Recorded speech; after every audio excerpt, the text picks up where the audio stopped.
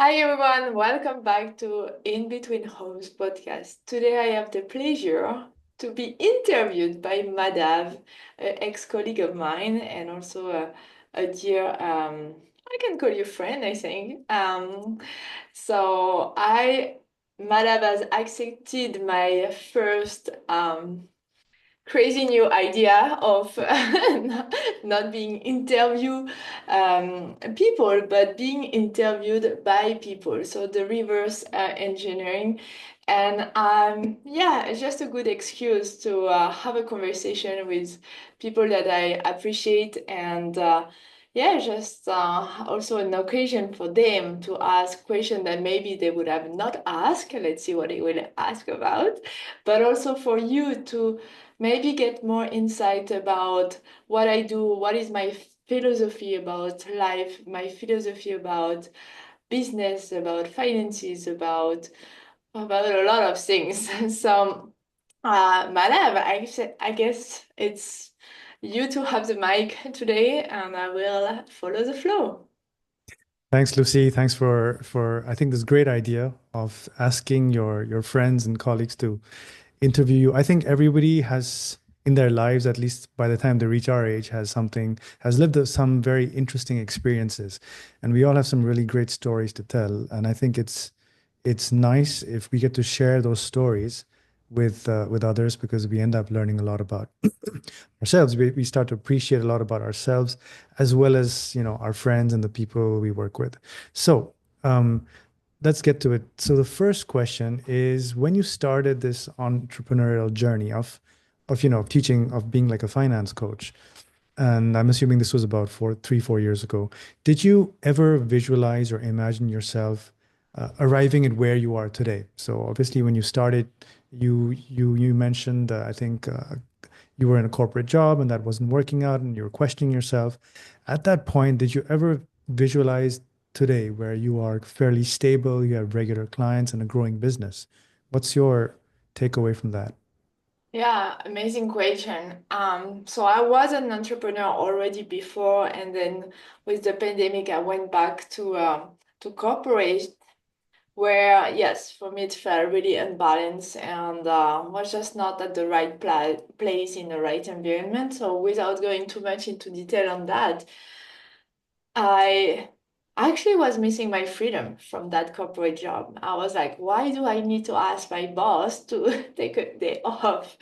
And it was really hurting me at the time to have to have lost my freedom. And I was like, I'm also missing really doing what I love in the way that I love to do it. And what I've been facing when I was in corporate is I don't have the freedom even to move the boat in where I think is the best way. Even though it was not my boat, it was not my company, I was seeing things that could be changed, and I was not in power to do any changes. And it was a big source of frustration for me because I guess it's one of my talent also to be able to assess situation and being able really to offer some option and action plan to adjust to create better work environment to grow businesses and all of that. So when I decided like okay, let's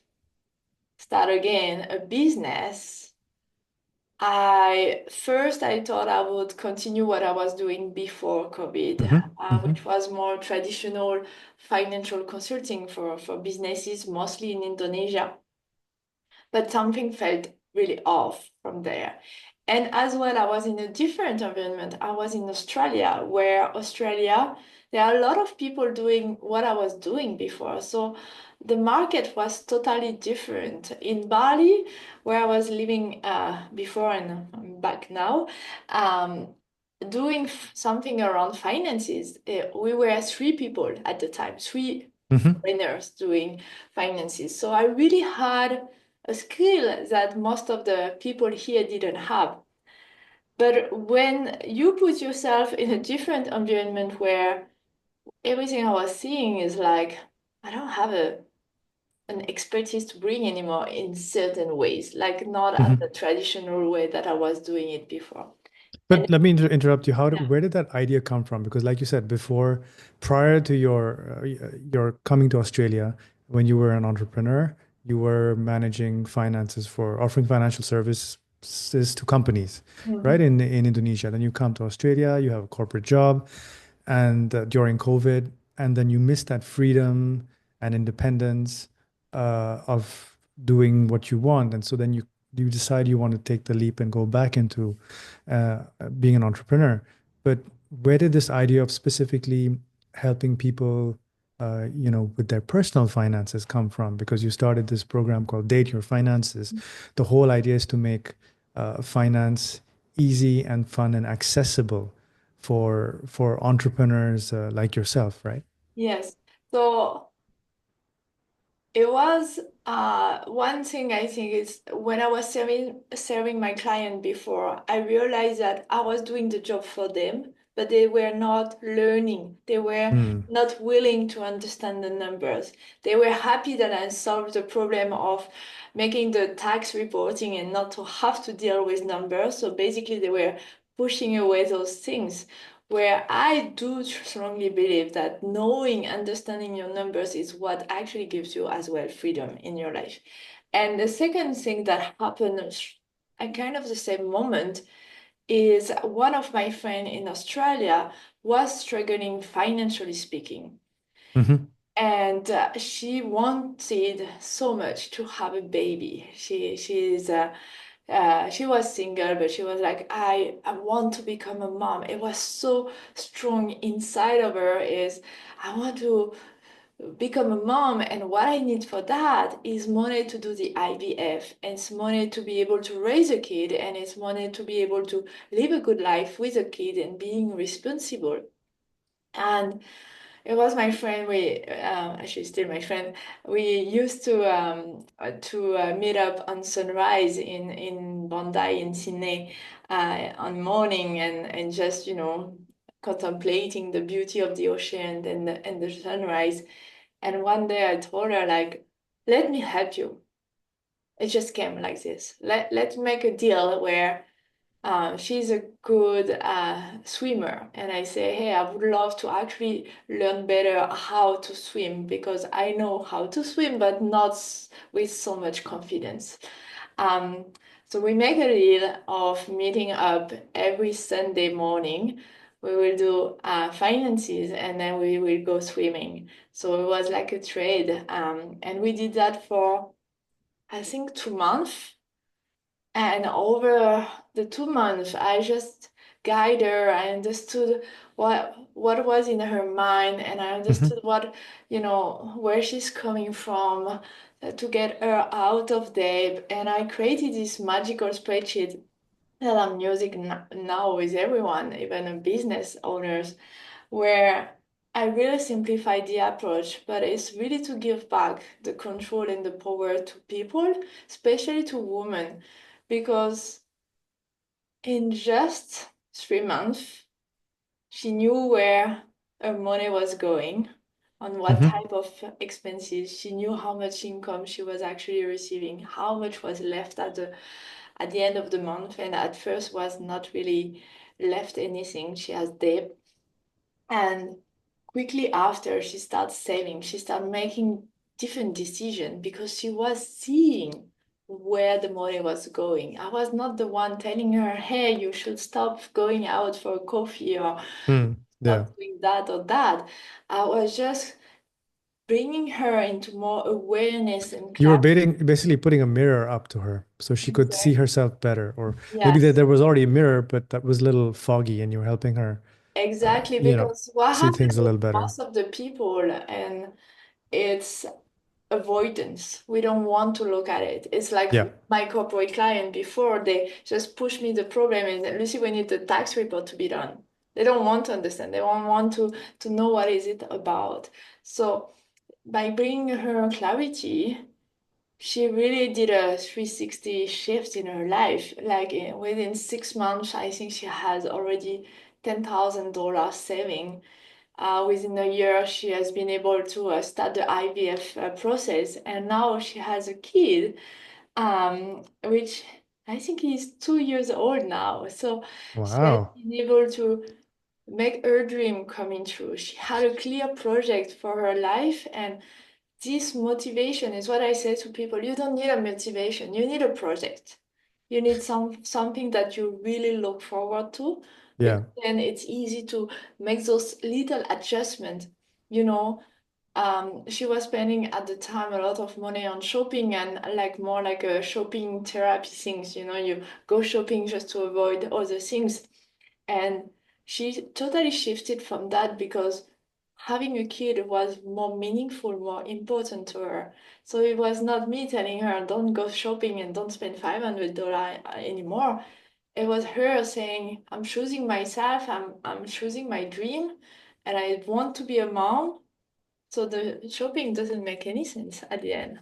So I think my takeaway from this is that you really you got, I mean, she was someone who expressed a desire, a very strong desire, deep desire that she wanted to fulfill, and you understood that, and therefore you linked understanding finance to this deep desire, and you showed her that if you understand finance, then there are certain things in life that may seem impossible at this point in time, but if you know enough about finance, then you can make it possible, right? So I think it's connecting. It's whenever you talking to people or dealing with clients or potential clients or anyone for that matter, I guess it's getting them to express what is that deep desire that they want. And once you show that, having a basic knowledge of finance can help them, solve that or achieve that, then I think it's really transformational, as you said. And the proof is that your friend has been able to actually go through the IVF process, and she now has a kid,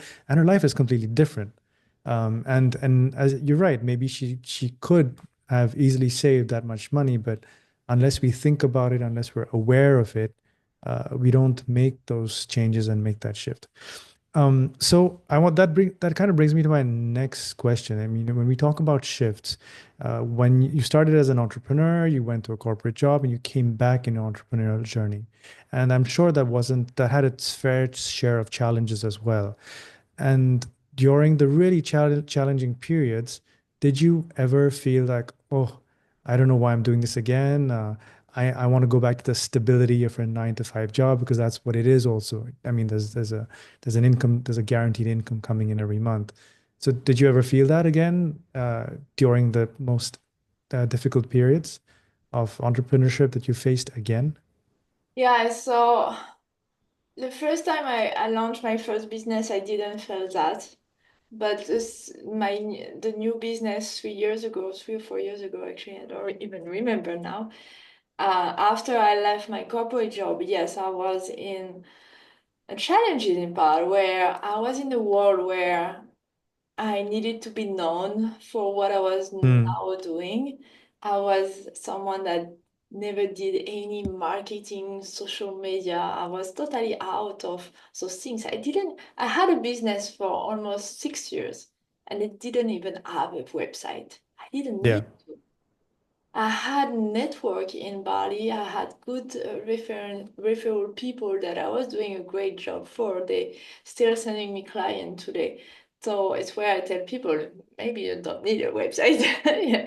But what I mean is when I launched my second business, I was in a new world. I was in a foreign environment, like in Australia, Hmm. was not having this strong network or this kind of first client success story, even though I had helped my friend and stuff. But we were in a world where I'm launching my business and the whole international world is my competition. So I had a really hard time, and you have been a part of that journey where saw me and up and down. Um,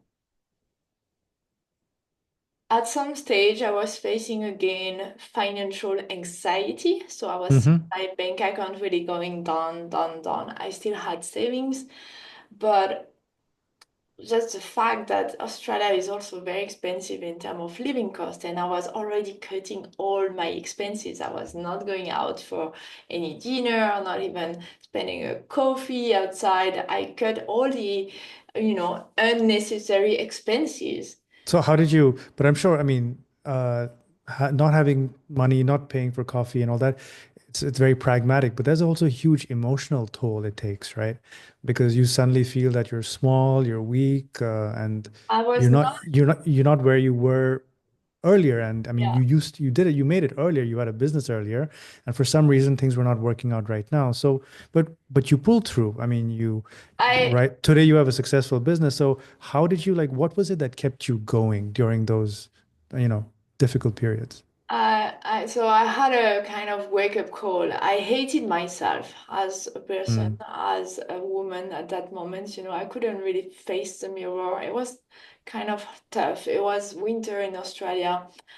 Combination of things. I was failing on the love relationship that I have. I was failing on my business. I was like, oh my God, I'm failing on everything that I really truly want and passionate about. And what happened?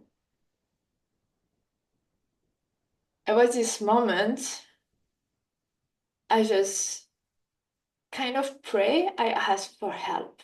mm, And what came to me at that right moment, it was, or just after, but it was really in the same period of time. It was this image of a retreat that I was hosting in Bali, in a beautiful, splendid place by the ocean, a beautiful villa, seafront. And I was like, this is what I need to do. This is what I want to do. I want to actually host a retreat hmm. in Bali 3 months from now.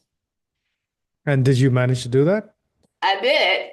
Wow, Well, it was I had a few steps in between of that. I of dated my course. finances straight after that to Hmm. really figure out how I can make it happen. Somehow, the place I envisioned in my head, I don't know how it's possible. I found it on Airbnb. I was like, this is the place.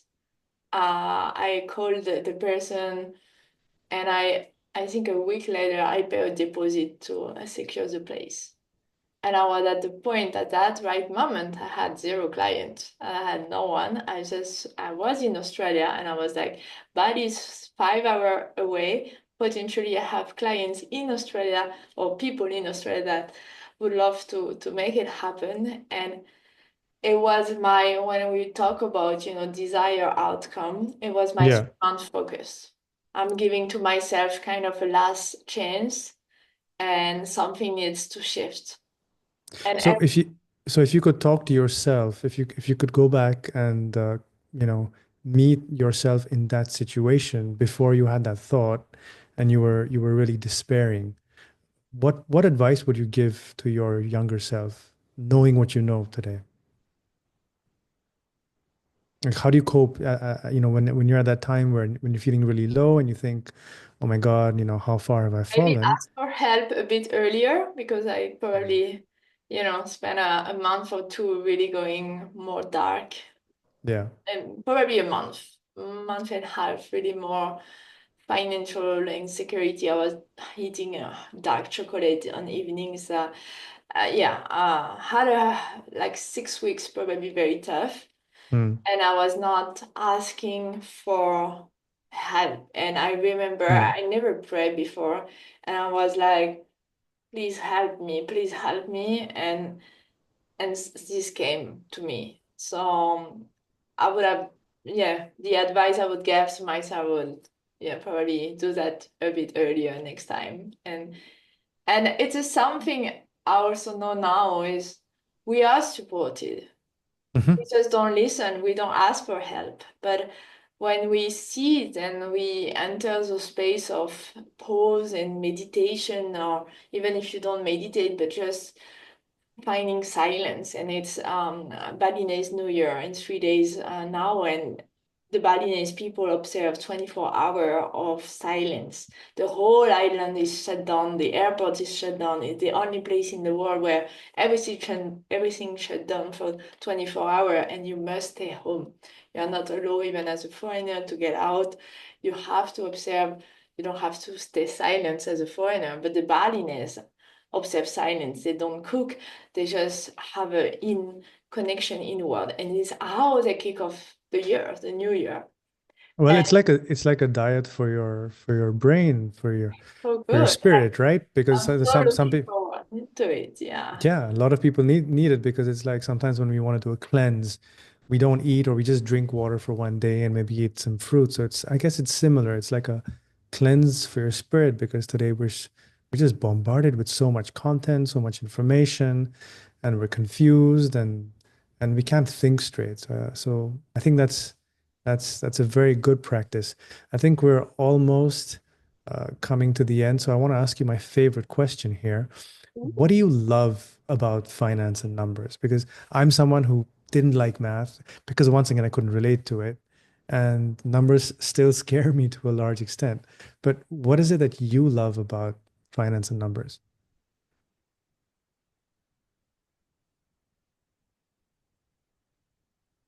I see numbers as a friend, Mm, as a supporting tool in my life that I can go to and get the truth. I see myself in total honesty, awareness, and as everyone, I do also expense some stuff sometimes that maybe I was not the right things to do.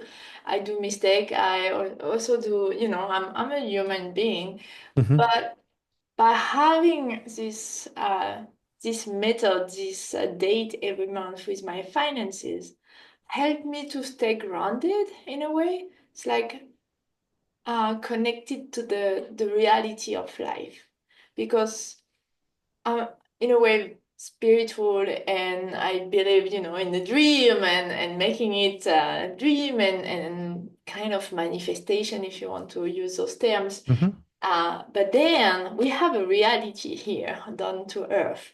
We need to pay bills. We need food on the table. We need electricity, internet. If not, we couldn't be seeing each other today. Uh, so for me, it's an amazing tool, numbers, that we don't have to fear. It's like a friend. It's sometimes your friend annoy you. Sometimes you are very happy to see each other. Sometimes you need a bit of distance. Sometimes you just want to spend more time together.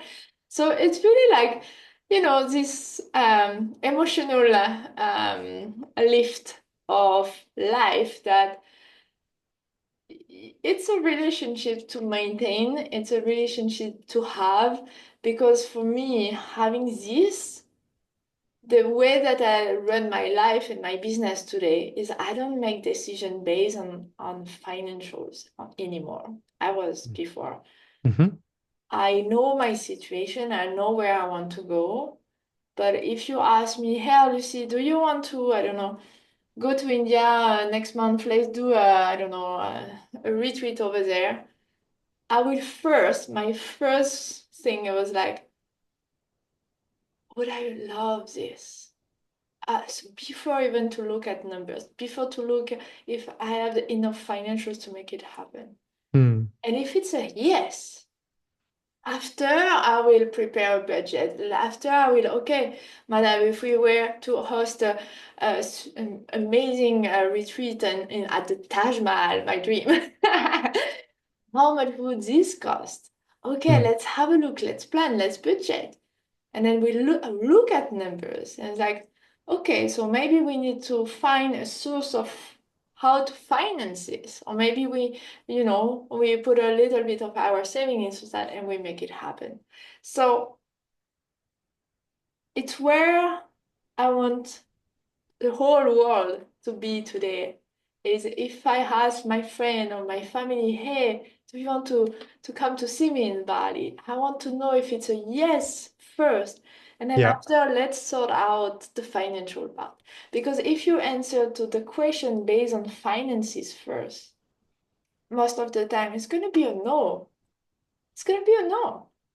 No, no, I think that's a really great way of looking at it because most of us do that, right? We think we how do I say we nip our dreams in the bud because we look at our bank account and we look at something else and say, oh no, I don't have the resources. I'm never going to have the resources to do it. Rather than saying that, okay, if this is something that I really want, and I'll find a way to do it, and I'll organize myself so that I have enough resources to do it. So I think it's you see it in finances. I think it's also the way entrepreneurs think in general. So people who go out, who take risks, who want to build something, they do it because they want to do it first, and then the resources they say will fall in place. You know, I have to do this, and somehow I'll make it work, but I want this. I would say something on that because I think a lot of entrepreneurs, and especially main entrepreneurs, Yeah. don't necessarily look at finances. They push to make it happen. They will sacrifice, they will, work hard, and Mm, they will have this energy of pushing. The way that for me, as yeah. a woman living abroad, I'm not relying on any rich husband or rich family, or I'm more by myself. So Mm, for me, having this knowledge and tool of how to understand your numbers, to have clarity on that, is to be independent. And I don't take big risk. I don't push. I take calculated risk. You know, I had savings when I saw I could do the retreat in Bali. I was not at yeah. zero. I still could eat. I still, I was just seeing my bank account going down. But for sure, I needed to shift something energetically to be more in abundance. So I would say it's about when you master your finances, it's not to take risk and putting everything in No, no, of course, I didn't mean take risks, but I meant listen to your heart first. exactly. Right? So give credence to your heart first, and then see if it's possible and how you can make it work. It's not about taking risks. You're absolutely right. That's not what I meant. But I like. But as you were saying, most of us are very pragmatic, and we look at the balance sheets first, and we let that kind of decide our dreams and whatever gives us pleasure and helps us grow. But so I think that's a great lesson to learn from this and also for me to think about finance as a friend. And with friends, it's easy. It's your friends usually give you honest and very transparent feedback about Yeah. yourself. So your numbers also do that. But it's not the whole truth. It is one kind of truth. But again, like you said, it's if we know our numbers, if we're comfortable with our numbers, it allows us to maybe um, think more realistically and also allows us to have more control over what we want to do.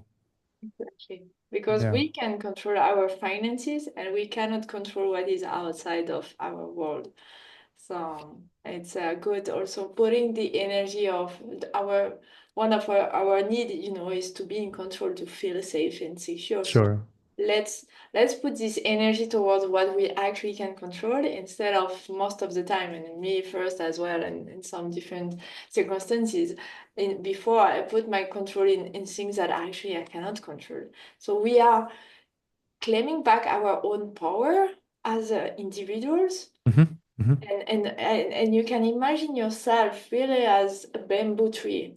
A bamboo, you can float and move with the wind, but the roots so grounded. Yes, yes. So by being friends with finances, this is what you can become for your life, and this is the magic after you can grow and expand and whatever wild dream you have, it's possible. It's becoming possible. Yeah. Great. So we should think about doing that retreat in India sometime soon. I would love. My dream is to go to Taj Mahal. And Well, there are many locations. Taj Mahal is one location, but there are many other really nice locations because it's a big place, right? So yes. we'll think of something. Okay. And if you are listening to today, and you would love to go to India, I think Madhav and we could make something quite extraordinary there because Madhav is such a an amazing person as well, so much talent and gift. Check out his interview because he was in the podcast last year. And yeah, just share India below and we will make it happen. I would love to go to India. So let's plant some seeds and have a look after to some dates and then to some the budget to make it happen. But Of course, of love. course. Talk to our financial friends, a number of friends, right? Yes, exactly. So thank you so much, Madam, for interviewing me today. Thank you for the opportunity, Lucy. It was a real pleasure. See you soon. Bye bye. Bye.